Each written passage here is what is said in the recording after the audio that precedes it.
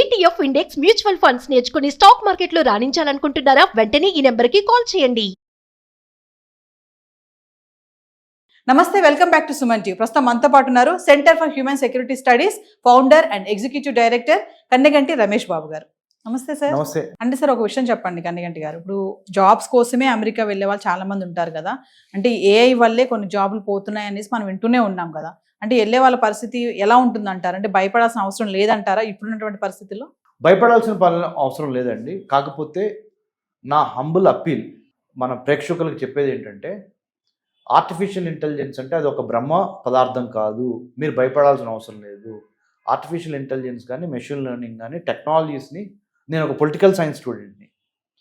నేను artificial intelligence మీద Stanford యూనివర్సిటీకి వెళ్ళి హ్యూమన్ సెంటర్డ్ ఆర్టిఫిషియల్ ఇంటెలిజెన్స్లో చదువుకొని వచ్చాను. అంటే AI ethics, AI legal issue, AI political, AI security, AI sociological aspects are as important as AI technical aspects. So AI for social good అనేది చాలా important. Human centric artificial intelligence చాలా important. ఇది man అయితే ఇది machine. ఈ రెండింటికి మధ్య జరుగుతున్న యుద్ధంలో మెషిన్ ఆల్వేస్ మ్యాన్ చెప్పినట్టు ఉంటే బాగుంటుంది. మెషిన్ చెప్పినట్టు మ్యాన్ వినాల్సి వచ్చింది అనుకోండి, మనిషి మెషిన్ చెప్పినట్టు, ఈ మెషిన్కి ఎమోషన్ ఉండదు, ఈ మెషిన్కి పెయిన్ తెలియదు, ఈ మెషిన్కి ఆకలి తెలియదు, ఈ మెషిన్కి నిద్ర తెలియదు, ఈ మెషిన్కి మానవ సృజనాత్మక శక్తి, క్రియేటివిటీ ఉండదు. మిషన్ ఏం చేస్తుంది?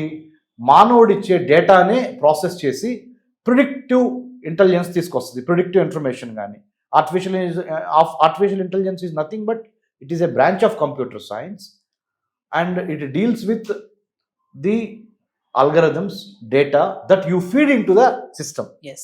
So yadbhavam tadbhavati, as you sow so you reap. Artificial intelligence ప్రోగ్రాంలోకి మీరు ఏదైతే డేటా ఫీడ్ చేశారో, మీరు చేసిన క్వాలిటీ డేటా అయితే క్వాలిటీ అవుట్పుట్ వచ్చింది.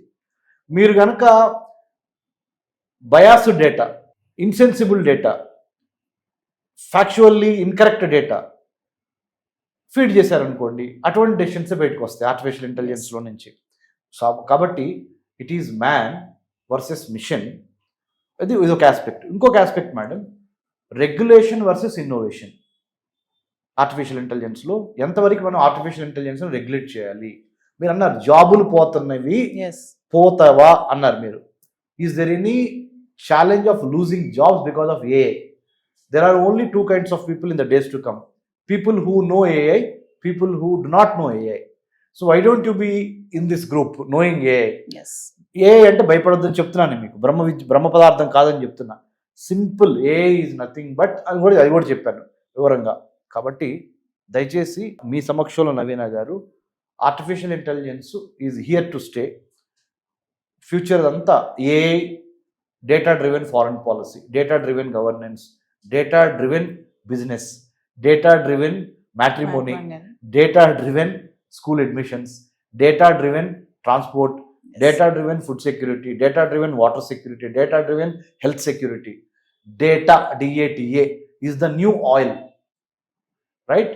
So the moment you talk about AI, data is the key component of AI. Yes. You cannot separate data and AI. So they are interfaced, interconnected. So my humble appeal to all the Suman TV business watcher audience through Navina Garu is learn AI, understand AI, read about AI and use AI in your daily life, and at the same time don't overuse it, don't misuse it, don't abuse it. Yes. ఈ మూడు చాలా important. Don't misuse it, don't overuse it, don't abuse it. కృత్రిమ మేధస్సుని కృత్రిమంగానే వాడండి. మీ సహజ మేధస్సు, natural intelligence. The fight is between artificial intelligence and natural intelligence. Natural intelligence is what has to take over AI.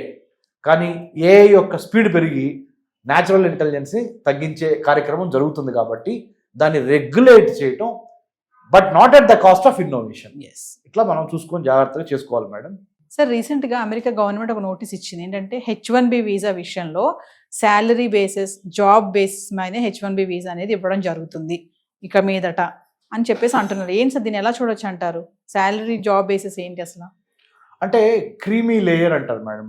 అంటే most important అంటే ఇప్పుడు America మొన్నటి వరకు medium ఆదాయం ఉన్నా కానీ అమెరికా డోర్స్ ఓపెన్ చేసేది. కానీ మీరు లాస్ట్ ప్రోగ్రాంలో ఒకసారి మనం మాట్లాడుకున్నాం గోల్డ్ వీసా. ఎస్. డబ్బులు ఉన్న వాళ్ళు మాత్రమే మా దేశం రండి, మా దేశం వచ్చి డబ్బులు సంపాదించుకొని వెళ్దామనే ఆలోచనలు ఏదైతే ఉన్నాయో ఇది middle class, lower middle class వాళ్ళకి థ్యాంక్ యూ, రావద్దు మా దేశం. డబ్బులు పెట్టగలిగిన వాళ్ళు మాత్రమే రండి. If you have money please come, will give you gold visa, you come and invest అని చెప్తా వచ్చింది కదా. అలానే ఇప్పుడు ట్రంప్ ఏమని చేస్తున్నారు, క్లీన్ రికార్డ్ ఉండాలి, అమెరికాకి వ్యతిరేకంగా పనిచేయకూడదు, ఆర్థికంగా వెనకబడిన వాళ్ళు మాకొద్దు, జాబుల పరంగా కూడా మాకు మీరు ఎవరైతే జాబ్ సీకర్స్ ఉన్నారో అమెరికా వస్తున్నారు, అమెరికా వచ్చిన తర్వాత అమెరికా ఆదాయం పెరిగే విధంగా ఉన్న వాళ్ళు మాత్రమే అమెరికా రండి. వచ్చి సంపాదించుకొని విదేశాల్లో ఇల్లు కడదాము, స్థలాలు కొందాం, పొలాలు కొందాం, ఈ బ్యాచ్ మాకు వద్దు. ఫస్ట్ మాకు ఇక్కడ సంపద సృష్టికి ఫస్ట్ మా వాళ్ళ మేమే డెవలప్ చేసుకుందాం అనే ఆలోచనలో మేము ఉన్నాం.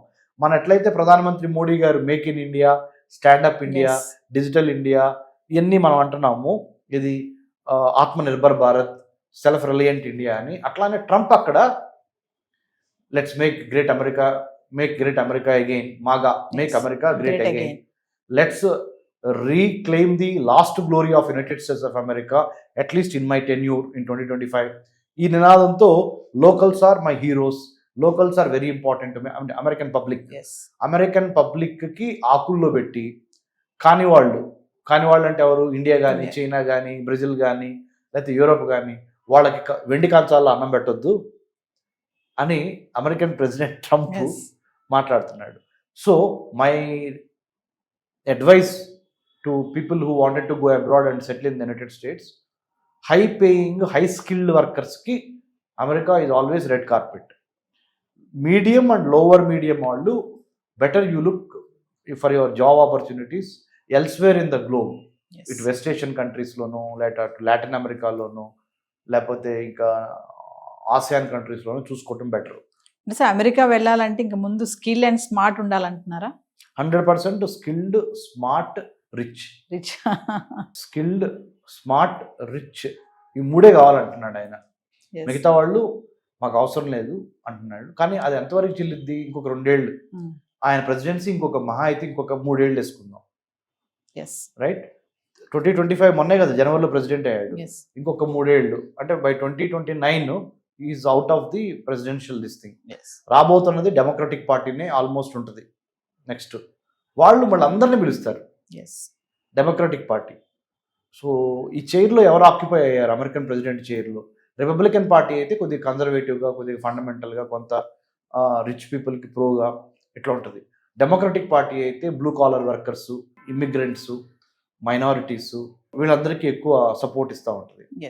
సార్ ముందు మరి అబ్రాడ్ ఎడ్యుకేషన్ కోసం అమెరికా వెళ్ళాలనుకునే స్టూడెంట్స్కి కానీ, వెళ్ళిన స్టూడెంట్స్కి కానీ మీరేమైనా చెప్తారా యాజ్ యువర్ ఎక్స్పీరియన్స్తో? I told you, as I have a doctorate in American studies, I would like to tell and request students who wants to study in the United States of America, don't go on a scholarship. Don't go on a education loan. Go on a scholarship. You have to win the scholarship to study in the United States, so that you will really help your parents.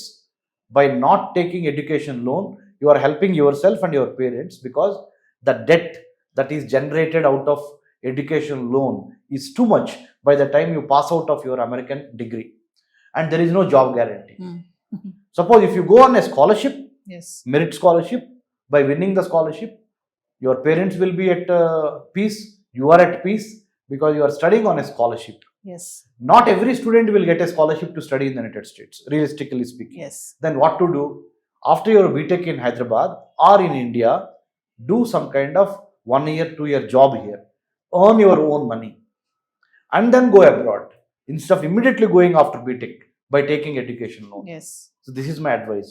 Sir, America కాకుండా ఇంకా వేరే దేశాలకు కూడా వెళ్ళొచ్చు అంటే మీరు చెప్పే places ఏముంటాయి? Japan is one unexplored country అండి. మన వాళ్ళకి ఒళ్ళు బతుకో జపనీస్ లాంగ్వేజ్ నేర్చుకోవడం. కానీ Japan is really looking for talented people.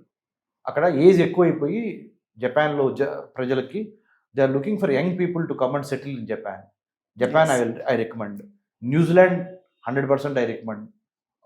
Australia ఎదురుగా ఉంది. UK I don't want to recommend UK. I don't want to recommend US also now. I only would like to recommend Japan, South Korea, New Zealand and some Benelux countries యూరోప్లో. Yes. Switzerland కానీ, Netherlands కానీ, Sweden కానీ, ఇట్లా కొన్ని Nordic and Benelux countries, Luxembourg కానీ, yes. These are the places where, Germany కానీ, France also is okay, so Italy. So these are the places where I recommend. Yes. So coming to B Tech students, B Tech అయిపోగానే MS చేయాలి అంటే మీరు suggest చేసే first place ఏముంటుంది America కాకుండా? America కాకుండా suggest చేసే ప్లేస్ అంటే ఇందాక చెప్పాను, జపాన్, న్యూజిలాండ్, ఫ్రాన్స్. మన వాళ్ళు ఏం చేస్తారంటే మేడం, ఇంగ్లీష్లో మనం ట్రైనింగ్ అయి ఉన్నాం కదా, ఎస్. ఇంగ్లీష్ స్పీకింగ్ కంట్రీస్కి వెళ్దామని ఆలోచిస్తారు. ఎస్. కొద్ది కష్టపడి కొరియన్, జాపనీస్, చైనీస్, ఆర్ ఇక్కడికి వస్తే స్పానిష్, ఫ్రెంచ్, జర్మన్, బ్యూటిఫుల్. ఇక్కడికి వెళ్తే కూడా చాలా రిచ్ అవ్వడానికి, ప్రాస్పరస్గా స్టూడెంట్స్ మంచి ఇన్కమ్ సాధించడానికి అవకాశం ఉంటుంది. అంటే వేరే దేశాలకు వెళ్తే లాంగ్వేజ్ నేర్చుకోవాల్సి వస్తుందని అమెరికా అమెరికా ఎందుకు ఈజీ అవుతుందంటే, English. అమెరికా కానీ, యూకే కానీ, ఆస్ట్రేలియా కానీ ఇంగ్లీష్ మూలాన. Yes. కానీ ఇక్కడ ఆల్రెడీ సాచురేషన్ పాయింట్ వచ్చేసింది. Yes. If you wanted to have things which you never had, you got to do things which you have never done అంటారు. Yes. లేనిది కావాలంటే చేయని పని ఎప్పుడు చేయని పని చేయాలి. Yes. ఆ సాహసం చేయాలి, ఆ శ్రద్ధ పెట్టాలి, ఆ ఒళ్ళు అంచాలి. అప్పుడు తల్లిదండ్రుల మీద భారం తగ్గి మెరిట్ స్కాలర్షిప్ కొట్టి చదువుకోండి అబ్రాడ్. Yes. లేదా ఇండియాలో ఒక 2 years వర్క్ ఎక్స్పీరియన్స్ గెయిన్ చేయండి. Yes. అప్పుడు ఎంఎస్కి బయటికి వెళ్ళండి. సరే, F1 వీసాతో అమెరికా వెళ్ళినటువంటి స్టూడెంట్ చదువుకొని అక్కడ జాబ్ చేసే ఛాన్సెస్ ఇప్పట్లో ఉన్నాయంటారా, లేకపోతే స్టడీ కంప్లీట్ చేసుకొని బ్యాక్ వచ్చేయాలంటారా? ప్రస్తుతం ట్రంప్ యొక్క కాలంలో అయితే మీరు వచ్చిన రాపై ఆయనే పంపిస్తాడు. సో ట్రంప్ వెళ్ళిపోయిన తర్వాత సీన్ మారచ్చు. F1 స్టూడెంట్గా వెళ్ళి H1Bకి ట్రాన్సిషన్ ఉంటుంది. అది ఇప్పుడు ప్రస్తుతం కష్టం. 25-29 మధ్య success rate F1 student visa నుంచి H1Bకి కష్టము. 29 తర్వాత మళ్ళీ బాగుంటుంది. ఎస్. సో ఫైనల్గా ప్రజెంట్ ఉన్న సిచ్యువేషన్ బట్టి ఏం చెప్పాలనుకుంటున్నారు? అక్కడ జాబ్ చేయడానికి వెళ్ళిన వాళ్ళే కానీ, స్టూడెంట్స్కే కానీ, సెటిల్ అవ్వాలనుకునే వాళ్ళకే కానీ? వెళ్ళిన పని చూడండి. అమెరికాలో వేరే పనులు చూస్తే, అమెరికాలో ఫెడరల్ బ్యూరో ఆఫ్ ఇన్వెస్టిగేషన్ కానీ, అమెరికాలో ఉన్న మిగతా లా ఎన్ఫోర్స్మెంట్ ఏజెన్సీస్ కానీ మీ సోషల్ మీడియాని బాగా గమనిస్తున్నాయి, మిమ్మల్ని ట్రాక్లో పెడుతున్నాయి. President Trump, JD Vance, American vice president, they are not happy with one thing, that is students ఎవరైతే వచ్చారో ఆ పని చూడకుండా వేరే పనులు, పార్ట్ టైం జాబ్లని, అదని ఇదని ఇలా చేసి, ప్లస్ పాలిటిక్స్లో పాల్గొనటం, అమెరికా గవర్నమెంట్కి వ్యతిరేకంగా మాట్లాడటం, పోస్టులు పెడతాం సోషల్ మీడియాలో, ఇవన్నీ గమనిస్తున్నారు వాళ్ళు. సో దయచేసి వెళ్ళిన పని చూడండి. నెంబర్ 1 అంటే focus on why you have gone, you finish that and try to come back. Or next number 2, follow the law of the land. అమెరికాలో very important, law of the ల్యాండ్ని ఫాలో అవ్వండి. అంటే ఎటువంటి అఫీషియల్గా మీరు సంతకాలు పెట్టేళ్ళారో మీ ప్రాపర్ వీసా కానీ, మీ proper passport సంబంధించి కానీ, పేపర్ వర్క్ చాలా బాగుండాలి. నెంబర్ 2. నెంబర్ 3 అన్నిటికీ ముఖ్యంగా ఏంటంటే artificial intelligence, other emerging technologies మీద మీరు ఇప్పుడు అమెరికా వెళితే ఎక్కువ ఛాన్సెస్ ఉన్నాయి. మిగతావన్నీ వెనకబడిపోయినాయి. Yes. Thank you sir. Thank you అండి. జై హింద్. డాక్టర్ రమేష్ కన్నగంటి.